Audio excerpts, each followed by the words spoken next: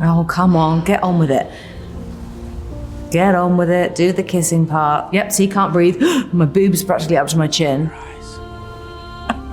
My God. Hi, I'm Kate Winslet, and I am going to watch some scenes from throughout my career. Right, here we go.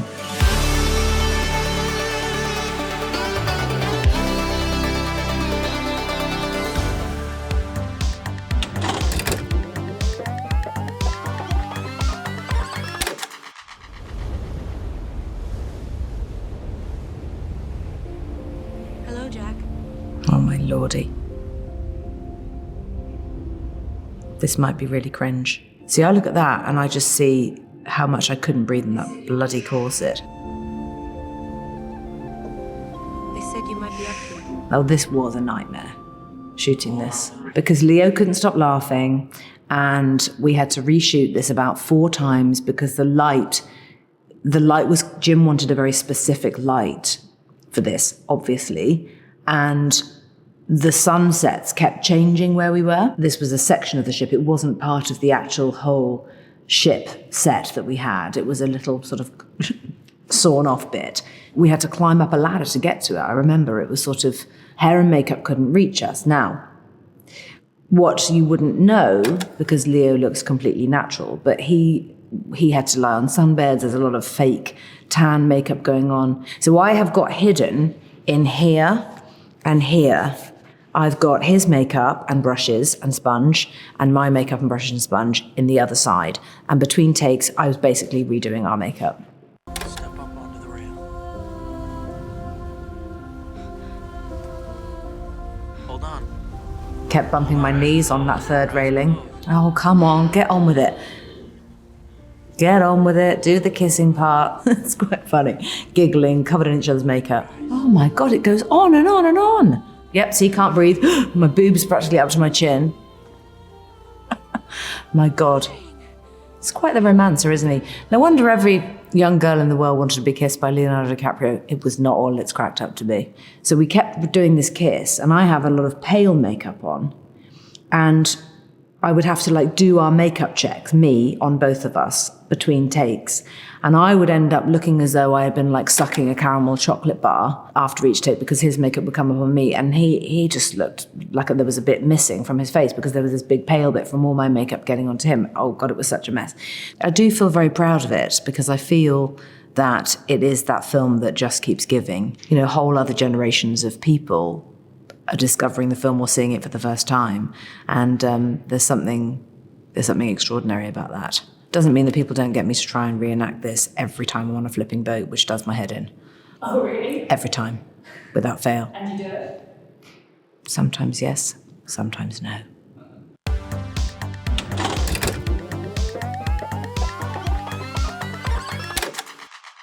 Really solid this time of year. Whoa, I don't know. Come on. Come on, come on, come on. I'd forgotten how good I look with the blue hair. I look good with blue hair. They were all wigs, because we had to change them.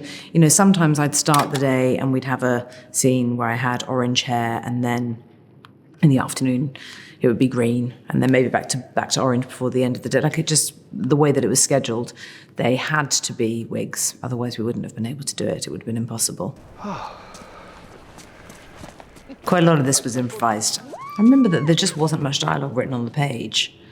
So we just added stuff. It was extremely cold. Just all of the stuff about the ice, slidey, it's not gonna break, it's so thick this time of year.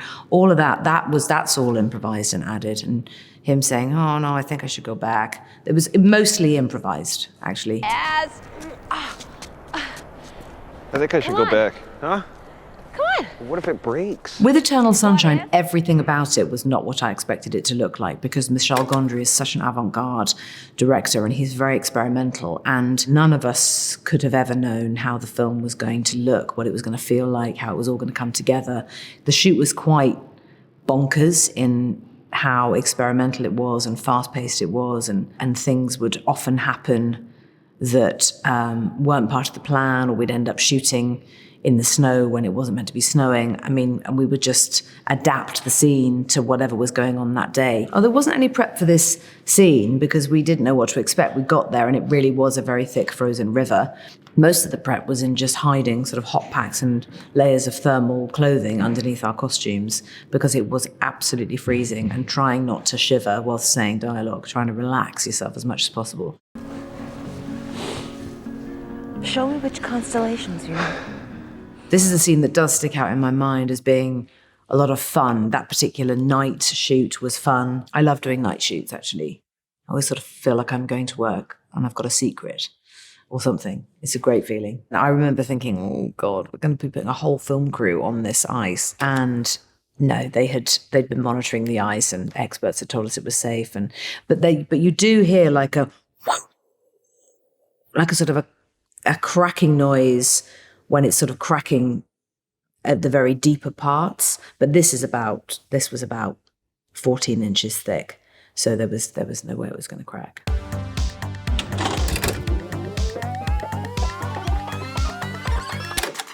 Come and tell me all about your Christmas presents.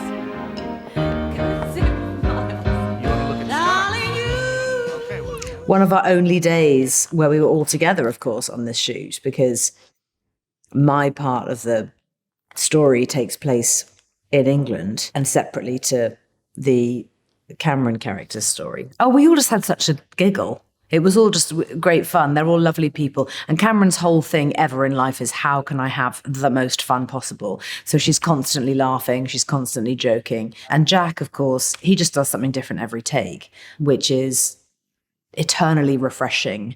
And for something like this was very, very good, because with romantic comedy, things do have to remain fairly scripted because so much of it is about the comedic timing and how it's shot. And the rhythm and the cadence to everything is quite important. And so there wasn't much room to sort of add things spontaneously, but Jack would always find a way to slip something in. And I was always really grateful for that, especially with something like this where everyone's having to, pretend it's Christmas. So actually Jack was brilliant at kind of adding things, and he was brilliant with those little girls. So that was fun. It kept it fun, which is what it was meant to be. I would love to work with Jack again and again and again. So my on-set nickname to this day is K-Dub. People just call me K-Dub, and he started it. Jack started it, and that is my name. Everyone just calls me at work, everyone calls me K-Dub. Although I will tell you that all of the interiors of that beautiful English country cottage were studio builds in Los Angeles, which is devastating to everyone who hears that. And the cottage itself, that picture postcard perfect chocolate box jigsaw puzzle cottage, it was just a shell. It was just a facade. It was just the sides, the front, and a roof. And every time I'd go through that door into the cottage, I'd be standing in a bunch of rubble surrounded by scaffolding, old Coke cans thrown on the ground, bits of old chewing gum wrapper. Yep.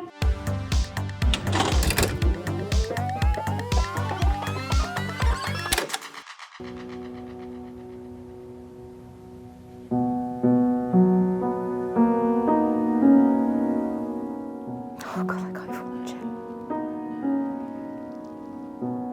Oh fuck. Oh God, I can't even watch it. I was dreading shooting this scene because the triggers that I created for myself in playing this character and in concealing all of that grief they were just so real for me. And I was absolutely dreading shooting this. Hanging from one of the beams. He'd gotten a tow rope from the garage. Oh fuck. Oh. I cut him down. That particular sequence of running into the house because I hurt my toe and I was limping. So we got that twice, thank God. And then the little piece when we are inside the house, that was a separate time. That was interior studio, actually. The dummy that had been made that was exactly the physicality of the actor who was actually playing Kevin in the flashback sequences. So that it was just awful. And we had a camera up there, obviously looking down at me, because we have that angle, that down angle where I fall, where I sort of collapse. They were just brilliant. They just kept as much to one side as they could, so that I didn't see them at all. I just saw the dummy hanging and the camera itself. I didn't see the operator or the focus puller, which was enormously helpful. And that was filmed about a month after the exterior part of the scene. And then a couple of months later, we shot this part. I'm so sorry. Do you still live in the same house? I was almost trying to charge myself up with as many distractions as possible so that when I had to sit and say these words, that I would feel shocked by saying them, and that they would feel fresh in my head, and that it would be something that was springing into my body, I suppose, in the moment that I had to play it out. And it was just awful. It was awful. The emotion of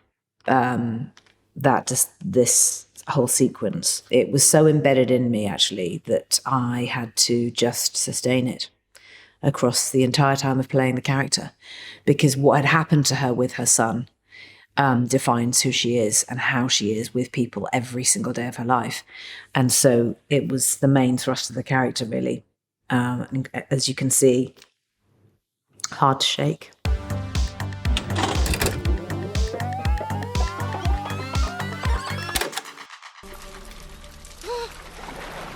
So what they did, so that they could get the physicality of me climbing up onto her fin and sitting there and putting my hands on something, someone had taken a foam noodle and just bent it in the shape of an eye and zip-tied it onto the metal grill.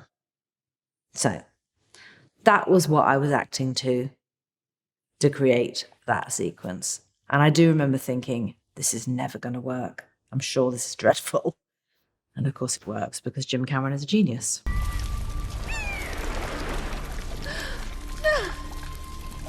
There are moments where I can't see myself at all, and then others when I really can. I think my mouth looks very much like my own mouth. So it's certain expressions Sam makes where I can really see Sam.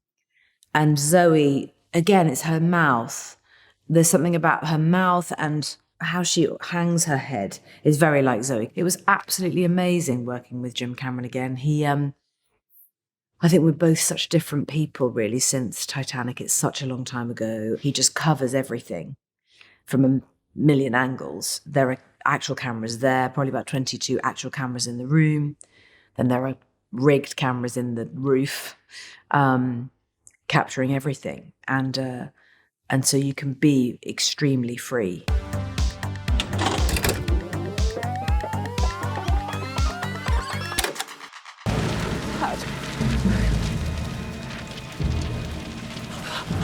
What is it?